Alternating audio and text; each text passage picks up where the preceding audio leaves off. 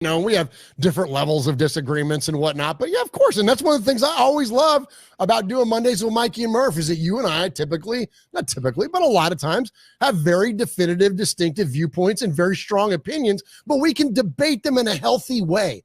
You know what I'm saying? And the other thing too, is that it's not like some bullshit ESPN show or something where we look for things to disagree about. They just come up and we just debate them. So it's not like we're trying to do it for some clicks or some like heated clip I can put on the internet or something. Be like, I am. Everyone, well, I need the views, brother. I need some money. I need a couple of dollars from YouTube. I'm sorry. I've been going the Wi-Fi Willie clickbait route every once in a while. Don't do that, brother. Nah, gotta make a little bit of money. Yeah, I got to. People Please love don't you, hate man. me. But I'm an OG Raider. Don't hate me. I have to do it. You are OG, and that's the thing, Mikey. You have a legacy in this thing. And pardon me, chat room, just for a minute while I freaking, for lack of a better term, wash Mikey's balls here. You were the OG guy to do this, man. You are one of the very first people to ever do anything on YouTube to take this idea of doing a Raiders fan show and putting it out there on the internet. That is you and just a very, very small handful of people that were in on those early stages to do this kind of stuff. And those were good years. 2011 and man, that was a good year for YouTube. We didn't come along until 2012. And like I said, and we didn't start doing video podcasting until 2018 or something like that. Like, so we were way behind the curve compared to I didn't know you could make money on YouTube for like 5 years. I didn't know you could make any money. Then all of a sudden I'm like, you can make money doing this? And then my job changed. My outlook changed once I saw a check come in. I was like, oh, money, I need money. And Mikey said, are we going to say bad words on the show? Yeah, go for it. It's like Mikey said, fuck all them movies. No, I had health issues as well. I'm going to do Raiders shit. But anyways, my point being, there was a month, Murph, I don't mind saying this because we're past it. And this is right around the time of the lawsuit, with the copyrighted material.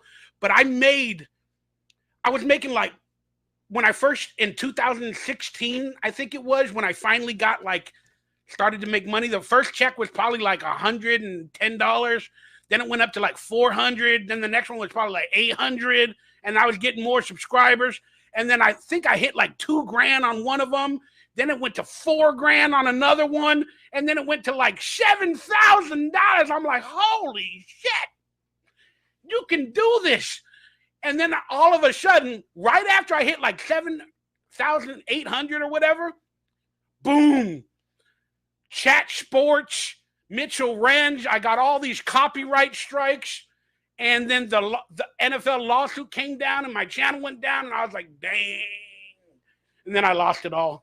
And then now I'm back to the basics, but it's okay. But yeah, that's a little bit of an inside story for you guys. Well, and here's the thing, man, is that you do what you want to do. You're a big boy, and I'm not going to tell you what to do with your channel or your content. But you don't need to resort to any of that stuff because people love you. And that's the thing, is that people love Mikey. They love your dynamic. They love your delivery. It's what built your channel to begin with. And so they love you. So whatever you decide to put out, just lean into that idea that people are there for you. But you guys do make fun of podcast or broadcasters like me sometimes.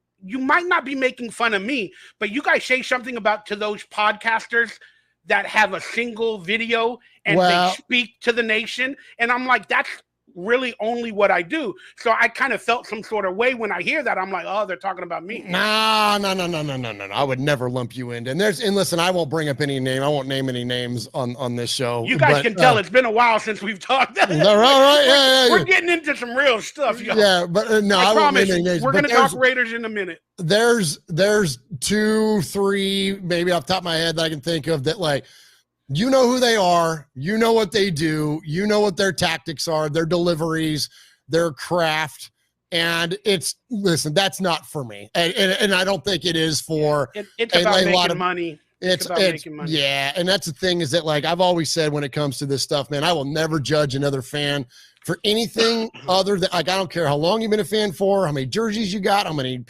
games you've been to, where you live, none of that shit matters. The only thing that matters to me is the passion that you bring to your fandom each and every time you're called on to represent it. And that, whether that's putting ink on your body, whether that's putting it, on your shirt, in your hat, in your room, when it comes to that stuff, like, how do you rep your silver and black fandom? And like, that to me is all that matters. And so when I see these other folks that aren't repping that are repping sometimes other teams, or sometimes repping a player that's no longer, yeah, I mean, they're basically representing dollars in business. Most importantly, chasing dollars. And that's the thing that really that gets me, because I know that, like, and I don't begrudge anybody for making money. Listen, I'm a capitalist at heart, and anybody that can make money with their YouTube channel, like, and there are plenty of very good close friends of ours in this content creating community that earn money this way, and there's nothing wrong with that. So that said, the folks that are trying to make a living, or the folks that are like, and support their families or themselves, or the folks that are like we are trying to raise money for charity, and then you've got Chucklehead over here making a 3-minute video with a bunch of clickbaity bullshit fake news that's making 40,000 views or whatever, that hurts my feelings, because I'm never going to resort to that. And I know that at our core, guys like Graf, guys like me, guys like we have a different reason for this.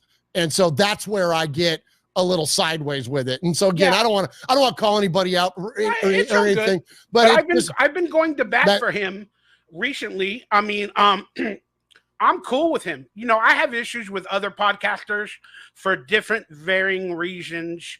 And sometimes just aggressive people freak the shit out of me. Like, I'm afraid when people are aggressive, or they drink, or they drug. Like, I don't want that in my life, you know? But I go to bat for Willie only because, first off, well, I didn't bring up Willie. You did. Oh yeah, no worries. Again, this is a healthy debate. But I go to bat for him because he's been one of the only video makers that, in my off time, I've been getting the videos, whether it's all complete official news or not, or only the drama stories. He does put in the work for some real Raider news. You know, not all the time, but he does do it. And that's where I get my information, because many years ago, I used to be able to illegally put in the Raider clips, you know, like with all of that news from the media. But I've been, you know, watching his videos, getting a little bit of my information. And then, but I've talked to him, you know, back and forth in the sidelines, and I know that he's about making the money, that he made it a job. So I respect that, because I know that's what he's doing. And again, as long as you don't have any personal problems with me, do you make your money, do what you're going to do. Well, gosh, this is really delicate here, because you know what Mom always said: you don't have anything nice to say. Again, his fandom, I can't place that. Again, whether he goes to Derek Carr and the Saints, I can't tell you his true feelings.